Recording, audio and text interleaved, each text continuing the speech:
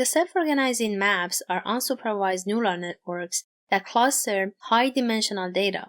The SOM creates a discretized version of the high-dimensional data in lower dimensions, which is usually 2 dimensions. The input space is called the map, and the SOM is actually performing the unsupervised dimensionality reduction. Self-organizing maps use a specific training scheme which is called competitive learning instead of error-correcting learning. SOMs use a function related to the neighborhoods to preserve the topological properties of the input space or the input map. The ability of the SOMs in dimensionality reduction makes them a good candidate for high-dimensional data visualization. Here, in this slide, you can see the actual structure of the SOM algorithm. SOMs consist of input layer, weights, and the output layer or map, which is usually called the cohonent layer. The cohonent layer is also called the feature map or the competitive layer. You can see that the output layer is a 2-dimensional representation for the input, which is a high-dimensional data.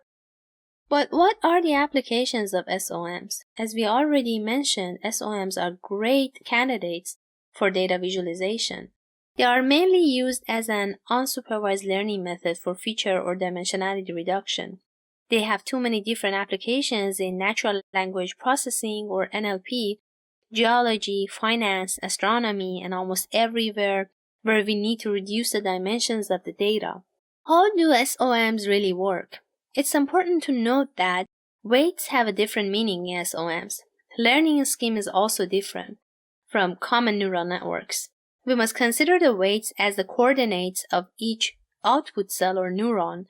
So we are actually showing each output neuron with a weight vector which has similar dimensions as the input features. The learning scheme is the competitive learning, which means that output neurons must compete to be activated.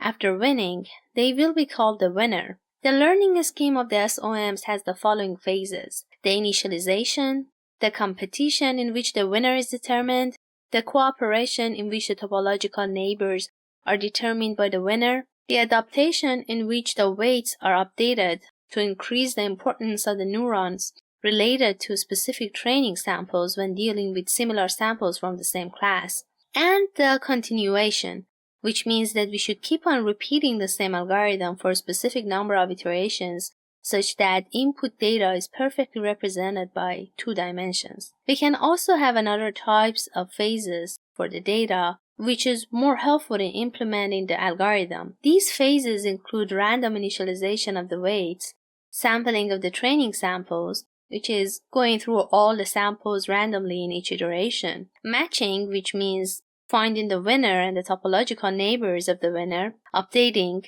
which helps updating the weight values according to a specific equation, and the last step is the continuation that we already explained. We can also call it the convergence step. So this is the algorithm that we need to implement. First of all, we need to initialize the weights with random values. Then for each iteration, we choose a training sample from the sampling dataset randomly. Then we need to find a winner, which is the closest neuron to the input and is represented by a weight vector with the same dimensionality of the input features. So we will use the Euclidean distance between the weight vectors of the output neurons with the input features and find the smallest one. Then in the next step, the neighbors of the winner will also come into the picture and their weights will be also updated according to these formulas that you can see here. So the delta W shows the weight change, which depends on the eta, which is the learning rate function. The capital T, which shows the influence that the winner has on its neighbors and the difference between the input X with all the weights of the output neurons. Sigma shows the neighborhood of the winner and it decays with the iterations. So as we go further, we shrink the neighborhood around the winner. The learning rate must also decay as we have more and more iterations. S is the lateral distance between the points in the feature map or the output. Capital I is the index of the winner, and T represents the epoch or the iterations that we have. Other values are hyperparameters that we need to consider. We need to repeat the same algorithm until the feature map in the output does not change, or when a specific number of iterations, or the epochs, is met.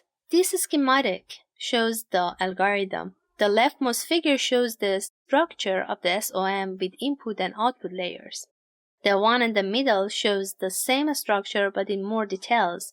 It shows that each output neuron is represented by a weight vector of size similar to the input size. The rightmost figure shows the output layer in 2 dimensions, and it also shows the winner with its neighbors in a certain radius. Here you can see a representation of what happens at the end. The high-dimensional data will be drawn to the output neuron in 2 dimensions step by step or sample by sample.